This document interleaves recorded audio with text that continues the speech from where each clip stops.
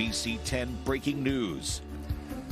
We are coming on the air right now to bring you some breaking news. SEPTA expected to address its 9,500 or so employees, riders, and then some reporters out there in Overbrook. Today's the federal deadline, of course, for SEPTA to inspect all 223 of those Silverliner IV trains. SEPTA, they have canceled dozens of trains all week to make sure it meets that deadline. Federal investigators said the trains posed a fire risk. Let's take a live picture right now of that Overbrook maintenance facility. I'm taking a look at it right now with you. We're told that any moment, SEPTA General Manager Scott Sauer will be leading this news conference. Now, where they're standing right now, this is where all those inspections have been conducted. More than 220 inspections have taken place thus far. We presume the people there in the background are the employees that are about to gather around these microphones as Mr. Sauer approaches the microphones there at the podium. These inspections have taken place here at Overbrook. The workforce about 9,500 strong. So far, they've got 3 more remaining. Here's Scott Sauer approaching the microphone. So let's take a listen here as they ring the bell. Okay, well, good morning, everyone. Everybody ready to go? All right, good morning, everyone. Thanks for joining us here at our Overbrook shop. We're here today to announce the completion of a very important milestone for us in the return of our Silverliner IV fleet. We have completed now the point-by-point inspections of our 223 Silverliner IV regional rail trains ahead of the deadline set by the Federal Railroad Administration by hours, essentially, by today. In fact, the crews are ready to finish the final car here with us in just a few minutes. And that means we can now turn our focus to finishing up repairs on the cars that have already been inspected and installing the thermal detection circuitry ahead of that upcoming deadline. Each day we now expect to return up to 5 cars to revenue service. It'll take a little time, but that's going to gradually add up to create more capacity for our customers and make a significant improvement in reliability. This has been an extremely difficult time for our customers, and I'll not make any promises about service improvement that we cannot keep. The reason I'm confident now that we'll able to consistently return cars, slowly but surely, to deliver better service is because of the people who are standing around me here today. Our rail equipment, engineering, and maintenance employees have worked around the clock for weeks now to get us to this important milestone. I want to thank them specifically for all the hard work that they have done and will continue to do moving forward. I want to particularly thank the unions that have represented these folks and have worked with us hand in hand throughout this process. The IBEW, TWU, the BRC, SMART, and IAM all have been instrumental in formulating the plan and executing the plan as we've moved through this process. This has been an undertaking unlike any other in my 35 years here at SEPTA. Every one of the 223 cars has been thoroughly inspected since October 1st. Repairs have been needed, and every repair, however minor, is being completed before any car returns to service. This is our new normal. We've learned a great deal from this process, and we're incorporating all facets of these enhanced inspections into our regular maintenance cycles. That will make this 50-year-old fleet safer and more reliable, and we hope it will give our customers assurance that we're operating a safe fleet. Again, I want to thank these employees for all their hard work, not just the employees that are behind me, but everyone throughout SEPTA has been instrumental in making this a success. So again, thank you for your hard work and dedication. I also want to thank staff from the Federal Railroad Administration for their guidance and collaboration through this process. I'm confident that we will emerge a better SEPTA. We're already making progress on the final FRA requirements, which is primarily the installation of the high heat detection equipment. This is going to provide an added layer of protection, and it represents a significant safety enhancement. We'll meet the FRA's deadline of December 5th for completing that work, as there are already 67 cars completed and more getting done every day. I know these last few weeks have been extremely difficult for our regional rail riders, and I don't want to underscore the difficulties that those riders have had. It's been very difficult for them to plan their day, to get back and forth to appointments on time or to work on time. We know those disruptions have wreaked havoc on them. This week particularly has been rough. We reached a point in the process where we knew we had to put a push on to get to this deadline.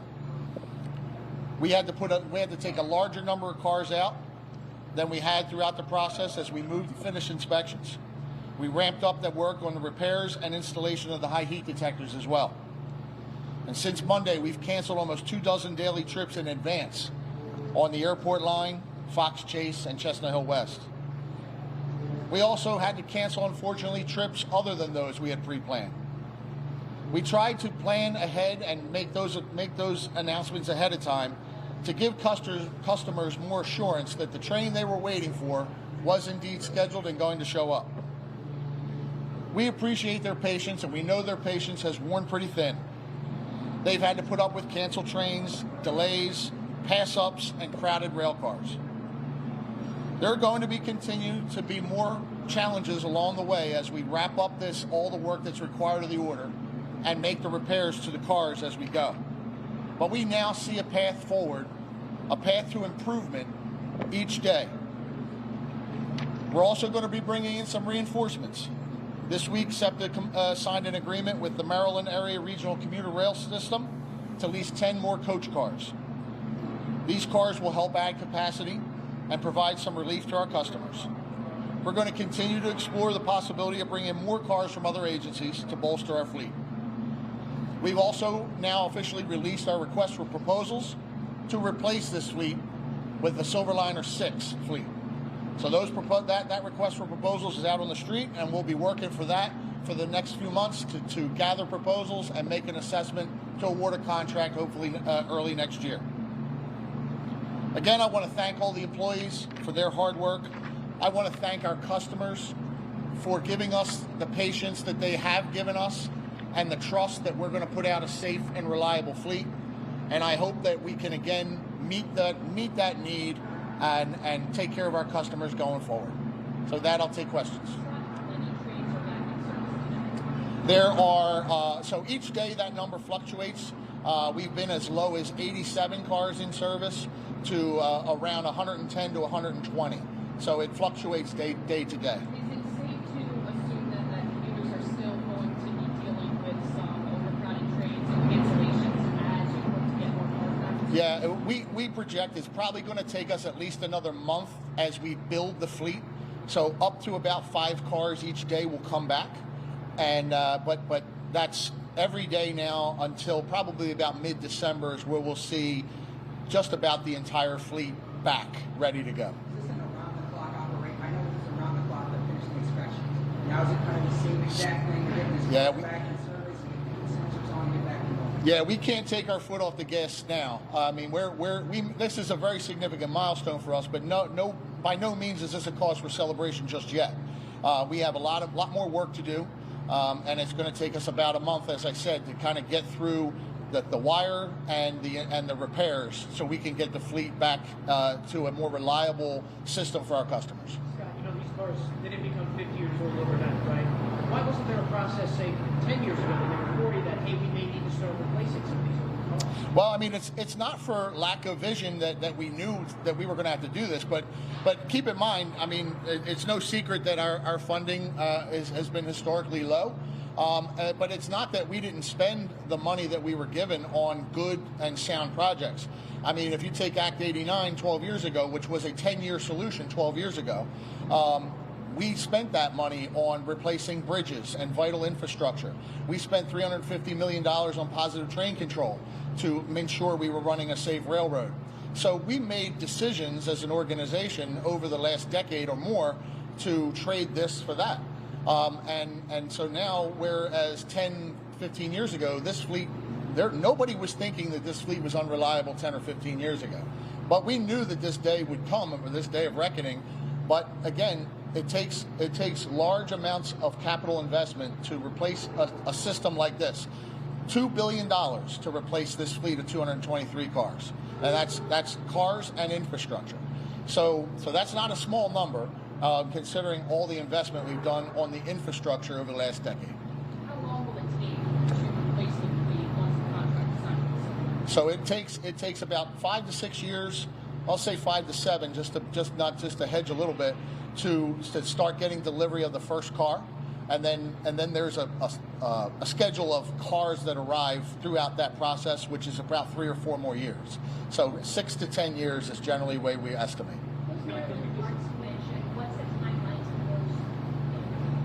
The which cars? The Maryland cars? So the Maryland cars, I believe, are here. Are they? The Maryland cars are on property yet? No, they're not. I'm sorry? Next week. So Maryland cars will be here next week. Then they have to go through a process before they're cleared to run on the road. So a timeline Probably the end of the year. Yeah. Scott, you have these guys working around the clock for a month and a half. Do you have a handle on overtime costs to SEPTA for this? We are tracking it. I can get you that number. I don't have it with me, but we can provide that number.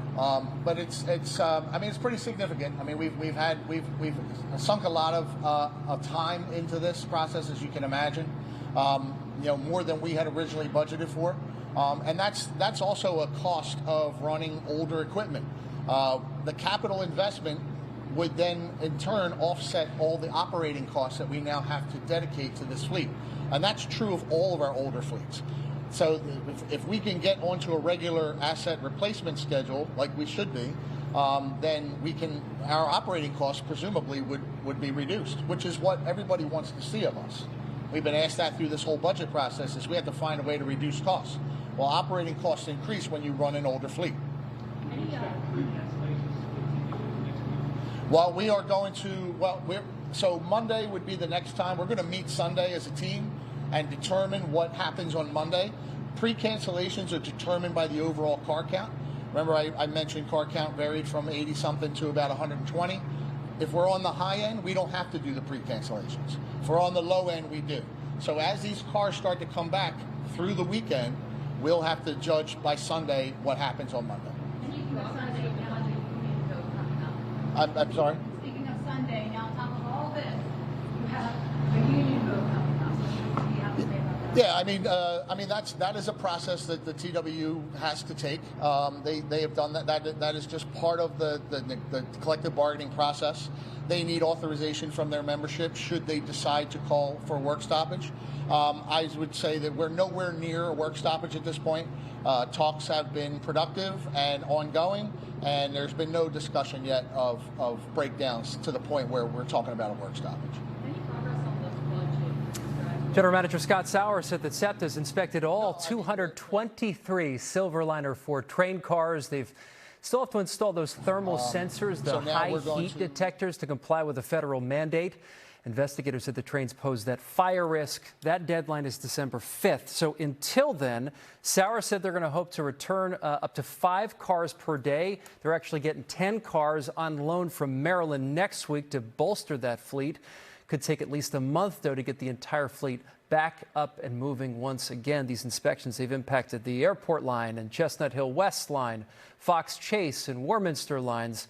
Then you've got another deadline that's looming, too. Union leaders representing 5,000 bus, subway, and trolley operators and mechanics. They've authorized a strike vote. That's going to happen on Sunday. The union says they're working without a contract, and they want a 2-year deal out of this. The union says a strike may be necessary. Now, once this is over, we understand our crew is being guided through the maintenance facility to get a tour of some of these Silverliner IV train cars. We're staying on top of all this. Have much more coming up on NBC 10 News at 11 a.m. We'll have a live report. Download our free NBC 10 app in the meantime for instant updates. I'm Keith Jones. Thank you so much for watching. We'll send you back now to regularly scheduled programming. See you at 11.